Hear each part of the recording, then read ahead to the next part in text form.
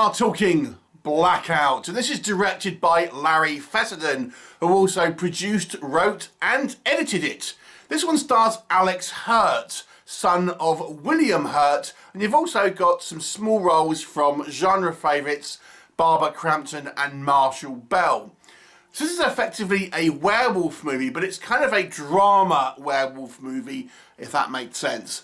So the story is we have this guy called Charlie who seems to be afflicted with lycanthropy, or at least maybe he is, and he doesn't really know what to do about it. He blacks out and he kind of wakes up with blood all over his face, and there's been a variety of kind of grisly murders.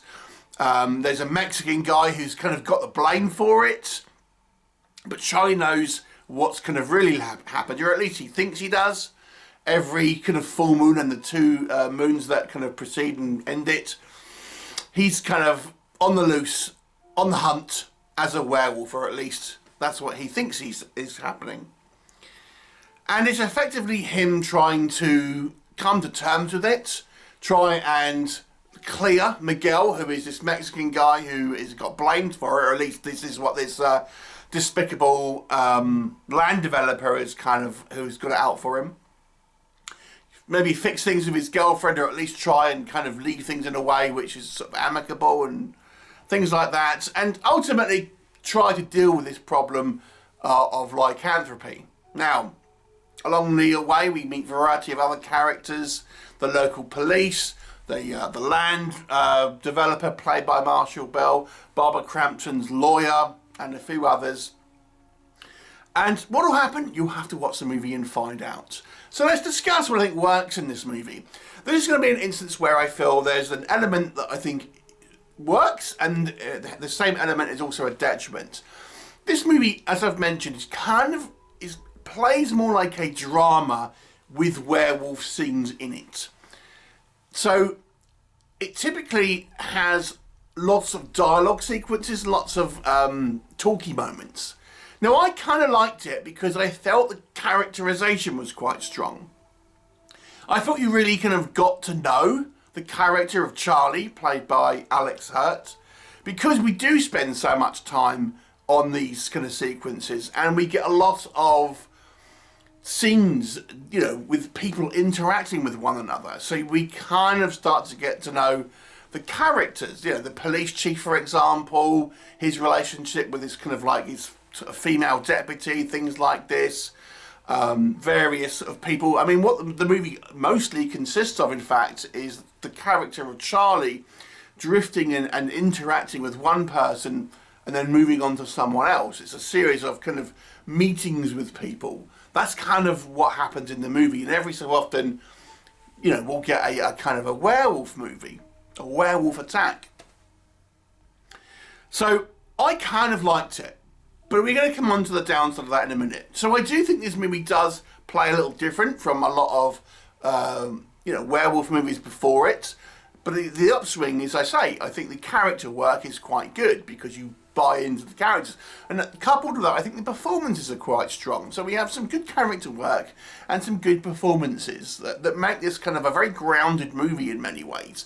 There's one or two elements where I think it gets a little silly, but for the most part, I think the performances, at least, and the character work is good, and you believe these characters, you want to root for these characters, and obviously see certain outcomes. So that was a fun element to it. And I've got to say, the story is very simple, but I do think it's effective. And Larry Fessenden has kind of included a couple of sort of artistic sequences. I wouldn't go so far as to call this an art film exactly, but there's for example, there's an animated sequence where we see like a transformation, and there's a couple of kind of bits of kind of camera art, I'll call it, in the movie to give it somewhat of an abstract feel on certain shots. It's not overdone. I feel this movie is just kind of giving you a little effect here and there, kind of a little artistic signature. It doesn't go as far to make it an out art house film, if you see what I mean. But I think it gives it a little signature, as I say, and a little personality in regards to kind of that. I think the direction is pretty strong here in this kind of rural town. You do really feel kind of quite cut off, and there's only a sort of small community where everyone kind of is in each other's business. So I thought that was kind of played out pretty well. So what doesn't work for me is, I think the downswing of what we've talked about is the movie is maybe a little talky for some. There's a lot of kind of interactions between characters, and you can argue that we didn't need quite as many, because the movie definitely focuses on that rather than kind of the more horror elements. I personally feel you got a reasonable amount of werewolf action, but I do understand that some people may feel they're a little shortchanged in regards to the actual kind of werewolf in, you know, because there's so much exposition and talking and things like this. So there is that. But let's talk about the actual werewolf. I have to say, the werewolf effects look a little cheap. They kind of remind me of Paul Naschy werewolves, if you're familiar. The werewolf, or Wolfman more like, is the little bit sort of, it just looks like a guy with makeup on, if I'm being honest. And we don't really ever see him in, he's always wearing a shirt and jeans for the most part.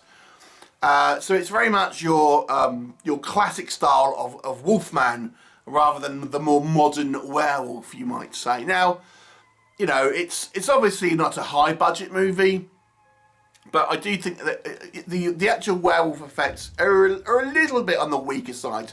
I think there were some fairly good gore sequences, and we get a couple of reasonable kills, but the actual werewolf himself, you know, it's a little on the weaker side, I would say. And I do appreciate the fact that this movie isn't a typical horror film, or at least it doesn't necessarily play like that. It plays like a drama with just some kind of horror elements. There are one or two instances where I feel, despite this movie having this kind of grounded and dramatic feel, there are a few scenes where I just felt it got a bit silly.